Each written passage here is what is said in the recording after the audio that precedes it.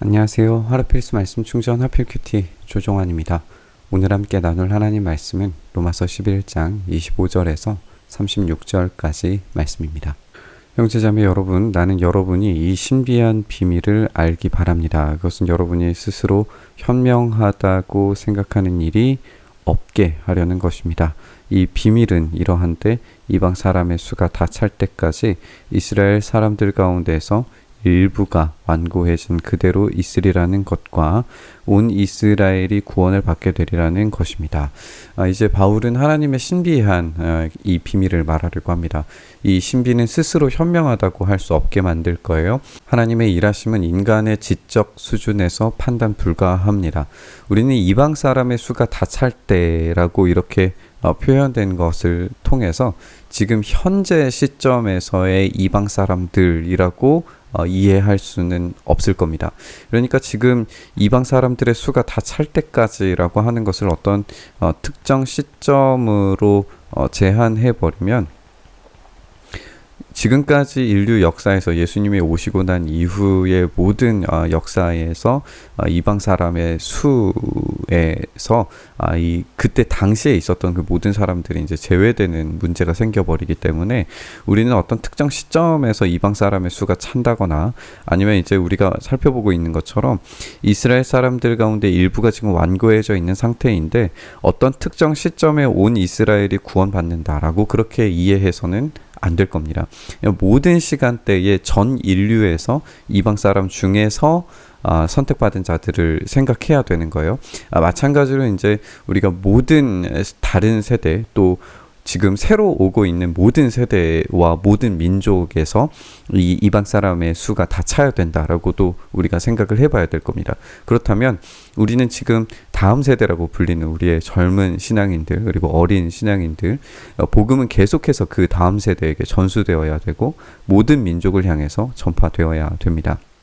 우리가 민족이라고 하는 타 문화라고 이야기하는 것을 다른 문화와 다른 언어를 가지는 이 공통적 집단을 우리가 타 문화라고 부른다면 우리가 이미 우리의 어린 세대들이 우리와 정말 다른 언어를 사용하고 다른 문화 속에서 살아가는 것을 생각하고 또 디지털 네이티브 세대를 생각했을 때 그들이 다른 문화 가운데 다른 민족처럼 느껴질 수도 있습니다. 그렇다면 그들 가운데에도 이방인의 수가 다 찰 때까지를 생각하고 감안해야 되는 거예요. 이제 우리가 이방 사람의 수가 다 채워지는 때가 언제인지 알 수 없어요. 어느 시점에 우리 주님이 다시 오실지 알 수가 없습니다. 따라서 우리가 이스라엘 가운데 일부가 완고한 상태로 그대로 머무르는 상태가 언제까지 지속될지 우리는 알 수 없습니다. 그러면 이 온 이스라엘이라고 하는 표현도 어떤 시점에 모든 이스라엘이 한꺼번에 회심하리라고 생각하는 것은 무리가 있어요. 일부 선교단체에서 온 이스라엘이 구원을 받게 될 것이다 라고 하는 이 말씀에 입각해서 유대인 선교에 굉장히 전투적으로 임하는 사람들이 있는데 앤서니 후크마라고 하는 신학자가 지적하는 것처럼 그런 시간이 발생하는 것이 아니라 그런 방식으로 온 이스라엘이 계속해서 돌아오리라고 하는 겁니다. 그러니까 일부의 완고한 이스라엘이 있을 것이고 믿음으로 돌이키는 온 이스라엘이 있을 겁니다. 이것은 하나님께 선택받은 온 이스라엘을 우리가 생각을 해야 하고 이것은 우리 주님이 다시 오시는 순간까지 모든 시대, 모든 세대의 이스라엘이 다 이것을 경험하게 되리라는 것을 우리가 생각할 수 있어요. 결코 일시적인 순간에 모든 이스라엘을 이야기할 수 없습니다. 로마서 전체가 이야기하는 것이 그거였어요.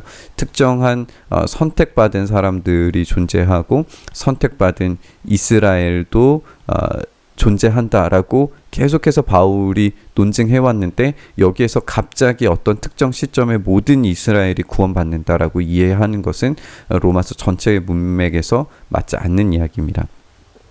그것은 성경에 이렇게 기록되어 있는 바와 같습니다. 구원하시는 분이 시온에서 오실 것이니 야곱에게서 경건하지 못함을 제거하실 것이다. 이것은 그들과 나 사이의 언약이니 내가 그들의 죄를 없앨 때에 이루어질 것이다. 이것을 최종적인 어떤 예수님의 재림으로 이해할 수 있을까 우리가 질문을 던져볼 수 있는 것 같아요.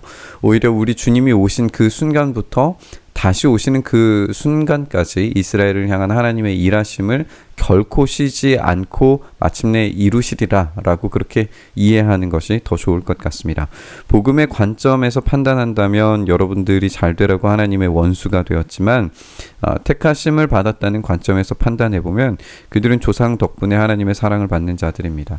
이제 두 가지의 관점을 제시하는데, 이스라엘 사람들은 복음의 관점에서는 이방인들의 어떤 경이적인 선택하심으로 인하여서 그들의 질투할 정도로, 우리가 이전 본문에서 본 것처럼 이 질투할 정도로 그들은 소외당한 것 같아요.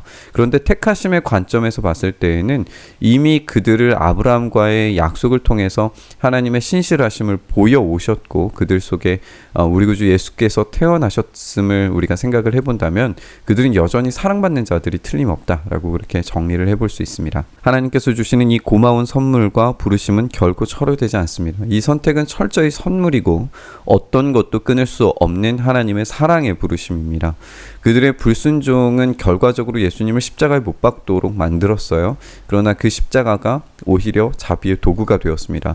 이제 이스라엘은 이 불순종의 사람들이 되었음에도 불구하고, 있음에도 불구하고, 여전히 존재함에도 불구하고 마침내 자비하심을 얻게 될 겁니다. 그 온 이스라엘, 그 모든 세대에 선택받은 이스라엘은 반드시 그 자비하심을 얻게 될 겁니다. 그 내용에 대해서 이제 설명을 하는 거예요. 전에 하나님께 순종하지 않던 여러분이 이스라엘의 불순종 때문에 하나님의 자비를 입게 되었고, 이와 같이 지금은 순종하지 않고 있는 이스라엘도 여러분이 받은 그 자비를 보고 회개하며 마침내는 자비하심을 입게 될 것입니다. 하나님께서 모든 사람을 순종하지 않는 상태에 가두신 것은 그들에게 자비를 베푸시려는 것입니다. 하나님께서 선택하신 자들은 이 구원받은 자들의, 이 선택받은 자들의 이 부활의 기쁨과 이 복음의 감격으로 인하여서 변화되는 삶을 통해서 그것이 질투되어지고 이 복음의 진리에 관심 가져지게 되고, 이 관심 가져진 이 진리에 믿음으로 화답하면서 하나님께서 선택하신 그들에게 반드시 그 자비를 베푸신다라고 하는 이야기입니다. 그리고 이제 이 33절에서 36절은 갑자기 찬양이 터져 나오는 것을 우리가 보게 돼요. 이 찬양은 어쩌면 이 9장에서 11장까지 등장하는 이스라엘의 구원에 대해서 다루었던 내용들에 대한 결론일 수도 있지만, 우리가 1장에서 11장까지의 이 모든 내용들, 즉 하나님의 의, 칭의, 구속, 하나님과의 화해, 행위의 구원이 아니라 오로지 믿음으로 얻는 의, 선택받은 자들에 대한 하나님의 끊을 수 없는 사랑, 또 이스라엘과 이방인 모두에게 주시는 은혜에 대한 어떤 이야기들, 이런 것들의 종합을 우리가 이전에 이 1장에서 11장에서 다 다뤘다면 이 찬양은 모든 그 교리적인 내용들에 대한 종합물인 거예요. 따라서 하나님의 어떤 부유하심이라고 하는 주제에 대한 찬양의 가사는 이 구원의 신비에 대한 풍성하고 놀라운 은혜에 대한 찬양이라고 읽을 수 있습니다.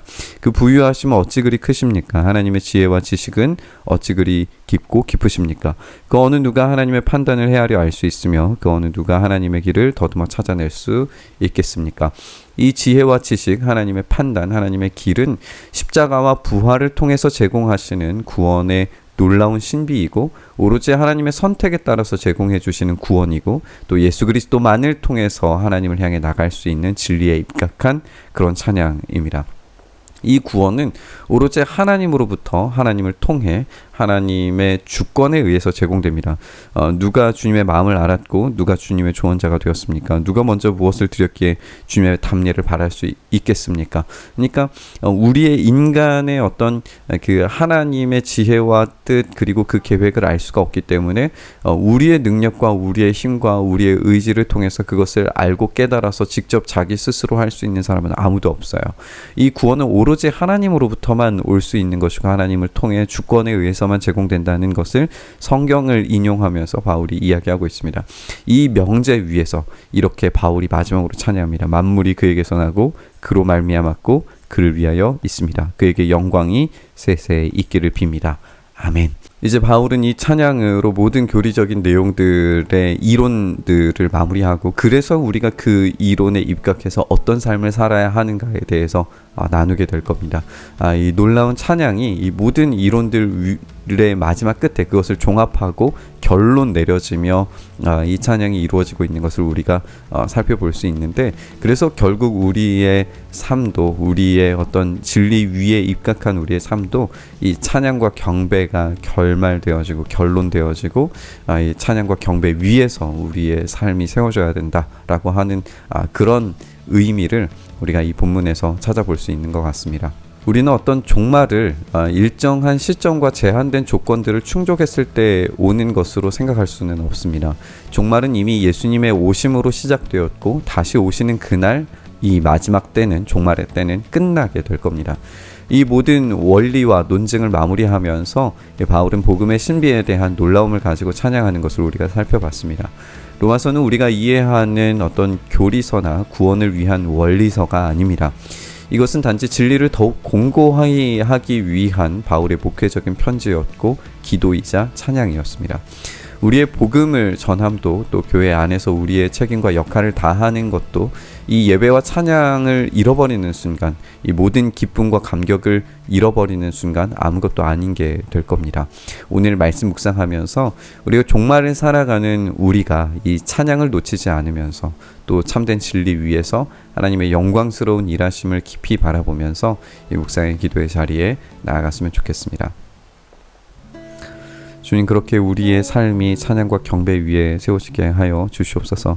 우리가 이 마지막 시대를 살아가고 이 마지막 종말의 때를 살아간다라고 하는 표현을 어떤 일정한 특정 조건이 이루어지고 어떤 시점에서 이루어지는 것이 아님을 우리가 배웠습니다. 그렇다면 오늘 우리의 삶이 언제 끝나도 이상하지 않을 지금의 이 순간에 하나님의 영광을 위해서 찬양과 기쁨과 경배의 삶으로 살아가며 이 주님이 오시는 그 마지막 순간까지 주님께서 선택하신 그들을 이 부르심의 자리에 온전히 세울 수 있도록 오늘도 때를 얻든지 못 얻든지 이 복음 전하는 일 멈추지 않도록 우리의 마음과 생각과 의지와 뜻을 주님께서 붙드시고 인도하여 주시옵소서.